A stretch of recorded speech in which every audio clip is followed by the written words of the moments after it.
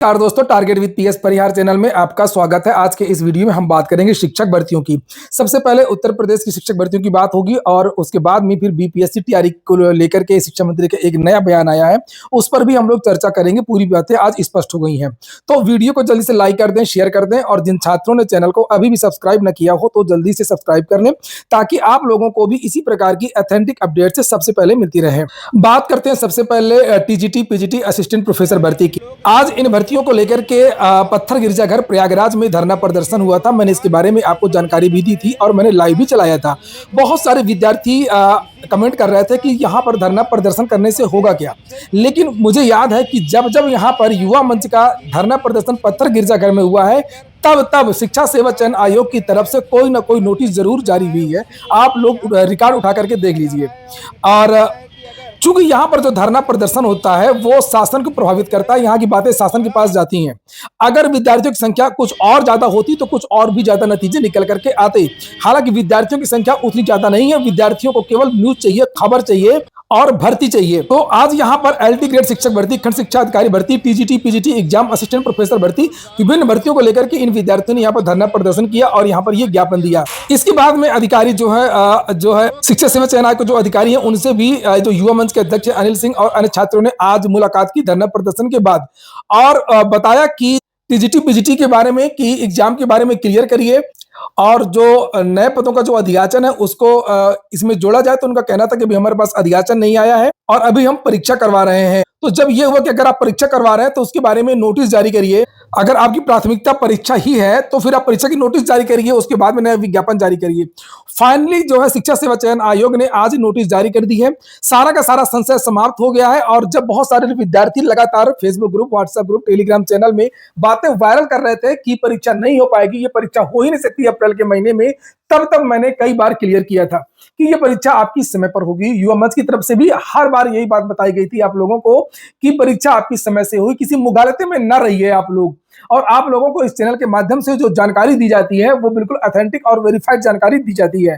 Finally सूचना सही निकली, परीक्षा तय समय पर हो रही है। और आप लोग अब ऐसे जो चैनल है जो आपको भ्रमित करते हैं उन चैनल को आज ही सब्सक्राइब कर दें, अनसब्सक्राइब कर दें, निकल जाए, उनको ब्लॉक कर दें, चाहे वो टेलीग्राम चैनल हो चाहे वो यूट्यूब चैनल हो, उनसे आप लोग दूर हो जाएं। और आप तो बैठे थे कि अगस्त सितंबर में परीक्षा होगी और आपने पढ़ाई नहीं की, उन्होंने आपकी जिंदगी बर्बाद कर दिया। इतनी कम पोस्ट है, परीक्षा होने जा रही है। मैं बार बार आप लोगों से कह रहा था कि आपकी परीक्षा समय पर होगी, समय पर होगी, और साथ में मैं दबाव भी बना रहा था शिक्षा सेवा चयन आयोग के ऊपर कि शिक्षा सेवा चयन आयोग इसके बारे में नोटिस जारी कर दे। मैंने कल की वीडियो में ही कहा था कि शिक्षा सेवा चयन आयोग को नोटिस जारी करना चाहिए था एग्जाम के बारे में। एडमिट कार्ड भले वो बाद में जारी करे। जिन विद्यार्थियों ने कल का मेरा वीडियो देखा होगा तो वो लोग समझ सकते हैं। फिलहाल इसमें देख लीजिए, 16 और 17 अप्रैल को 2 पालियों में आगरा, मेरठ, लखनऊ, प्रयागराज, गोरखपुर, वाराणसी जनपद के विभिन्न शिक्षण संस्थानों में प्रस्तावित परीक्षा केंद्रों पर 9:30 बजे से लेकर के 11:30 बजे तक और सेकेंड मीटिंग 2:30 बजे से लेकर के 4:30 बजे तक आयोजित की जाएगी।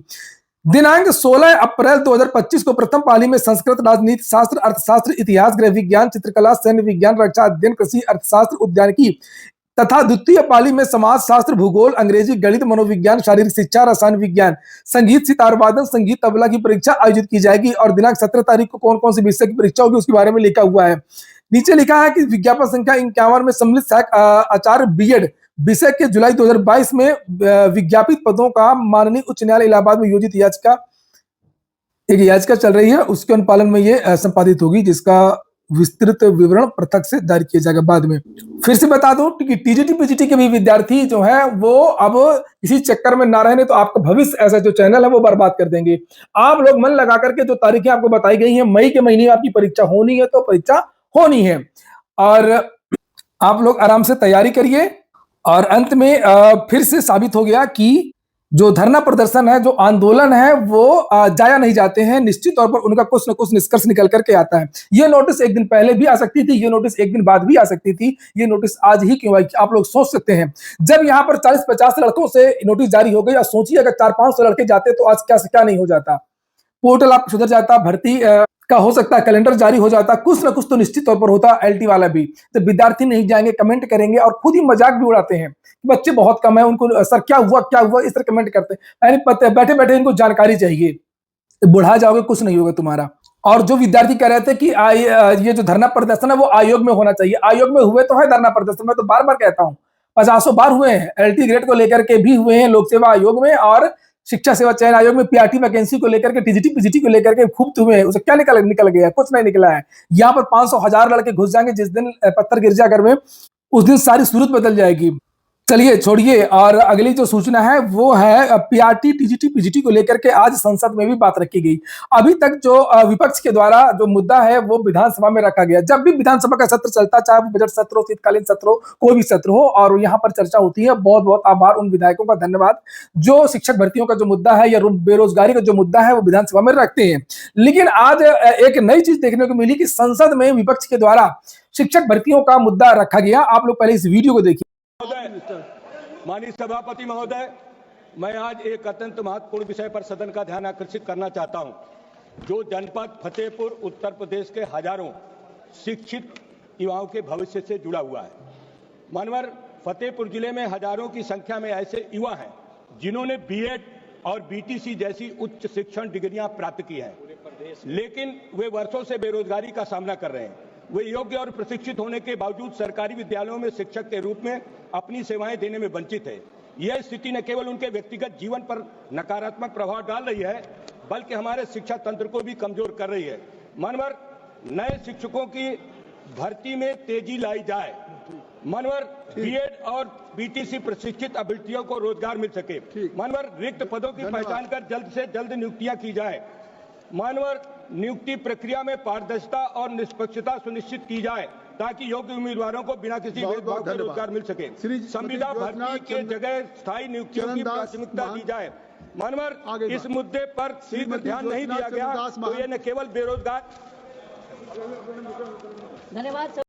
आप लोग देखे उस समय कौन थे सिटिंग चेयर मैन वहां पर बैठे थे, जो सीट पर जगदम्बिका पाल, और इतना जरूरी मुद्दा था। और जो नरेश उत्तम पटेल जी जिन्होंने ये मुद्दा को उठाया, उनका बहुत बहुत धन्यवाद। लेकिन सोचने वाली बात है कि किस तरीके से इस मुद्दे को सीरियस नहीं लिया गया। संसद में इस मुद्दे को सीरियसली नहीं लिया गया, और जगदम्बिका पाल ने कहा नहीं बस ठीक है आपका हो गया, इस तरीके से टोकने लगे। और अभी पेंशन का मुद्दा होता या कुछ दूसरा मुद्दा होता तो फिर उसमें बहस हो जाती और मामला लंबा चलता। भर्तियों का मुद्दा, रोजगारी का जो मुद्दा है वो सत्ता पक्ष के लिए कुछ है ही नहीं है, और बीजेपी ऐसा कोई सवाल सुनना नहीं चाहती है, और निश्चित तौर पर बीजेपी को इसका खामियाजा भुगतना पड़ेगा। उत्तर प्रदेश सरकार में जो हो रहा भर्तियों को लेकर के, सबसे ज्यादा खासतौर से शिक्षक भर्तियों को लेकर के, उसका खामियाजा उत्तर प्रदेश सरकार को भुगतना पड़ेगा। पीएम मोदी इस बात को समझ नहीं रहे हैं। भले वो लोकसभा में हार गए हैं, इसके बाद में भी उनको समझ में नहीं आ रहा है, और इनको पूरी छूट दी हुई इनकी क्लास नहीं लगा रहे हैं कि ये क्या हो रहा है उत्तर प्रदेश में, और आप भर्तियां क्यों रोके हैं। और अब जो विद्यार्थी हैं, अब वो ये देखिए भर्तियां जो रुकी हुई हैं उसका केवल कारण केवल और केवल मुख्यमंत्री उत्तर प्रदेश के, इस और नन ऑफ अदर कोई भी दूसरा है ही नहीं है। केवल मुख्यमंत्री जी की वजह से शिक्षक भर्तियां नहीं आ रही, उनकी जिद की वजह से शिक्षक भर्तियां नहीं आ रही हैं। और अब लगता है कि जो है इनकी शिकायत और इनका जो ये कारगुजारी है, जो भर्तियां नहीं हो रही हैं, प्राइमरी की भर्तियां और टीजीटी पीजीटी की भर्तियां, नए आयोग में जो देरी हुई, एडेड जूनियर भर्ती हुई, 69,000 शिक्षक भर्ती, आरक्षण वाला जो लफड़ा हुआ, कौन सही है कौन गलत मैं ये नहीं कह रहा हूं, लेकिन उसमें गड़बड़ी तो हुई है ना किसी न किसी तरीके की। ऐसे तो है नहीं बिल्कुल वो हो गया हो। और बहुत सारी भर्तियां जो है वो रुकी हुई हैं, तो ये शिकायत उनसे करनी पड़ेगी कि सुपड़ा साफ हो जाएगा पूरा। जिंदगी में 25 साल तक बीजेपी नहीं आएगी, और कारण केवल भर्तियां और दूसरी चीजों से इतनी ज्यादा दिक्कत नहीं है जितनी ज्यादा दिक्कत युवाओं को है, भर्तियों को लेकर के है, रोजगार को लेकर के है। चलिए अब एक और न्यूज आ गई है, बीपीएससी टीआरई 4। बीपीएससी टीआरई 4 में बहुत सारे लेटर वायरल हो रहे थे, कभी सचिव की तरफ से, कभी अपर सचिव की तरफ से, कभी विधायक की तरफ से कि इस बार डोमिसाइल लागू किया जाएगा। लेकिन मेरे चैनल के द्वारा हमेशा से आपको ये जानकारी दी गई है कि डोमिसाइल लागू नहीं होगा। मैंने कहा था, नीतीश कुमार ने पिछली बार जब मुख्यमंत्री थे एक रैली में कहा था कि अगर योग्य लोग हमारे प्रदेश में आ रहे हैं, सेवा दे रहे हैं, तो इससे अच्छा क्या होगा। और बिहार के लोग भी तो बाहर जाते हैं, सेवा देते हैं, वो भी बड़ा अच्छे से काम करते हैं, बहुत कई जगह उन्होंने कीर्तिमान बनाए।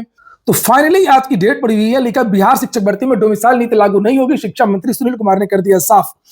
और लिखा है कि भाई वीरेंद्र ने शिक्षा मंत्री सुनील कुमार से कहा कि आपकी सरकार ने विचार किया कि राज्य के दिव्यांगों को प्राथमिकता देंगे, लेकिन आपने प्राथमिकता कहाँ दी, उसके ये सब बातें लिखी हुई हैं।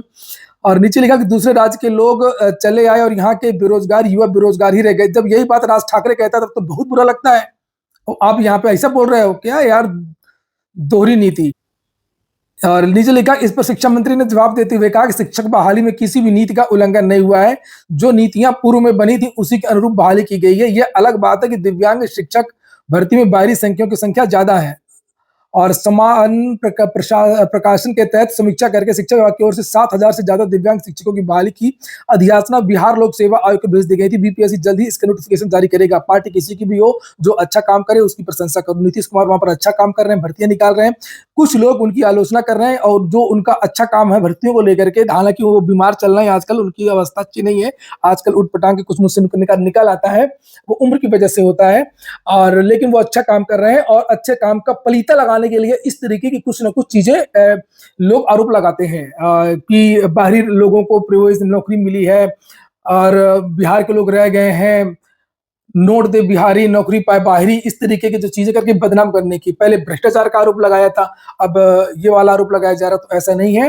अगर बिहार से अच्छा नीतीश कुमार करते हैं तो उसकी प्रशंसा होनी चाहिए। और वो अन्य राज्यों को मौका भी दे रहे हैं, अन्य राज्य के जो विद्यार्थियों को मौका भी दे रहे हैं। फिलहाल ये हो गया आज का वीडियो। आप लोग वीडियो को लाइक अवश्य कर दें, उस वीडियो को शेयर कर दें। पूरा वीडियो सुनने के लिए बहुत बहुत धन्यवाद।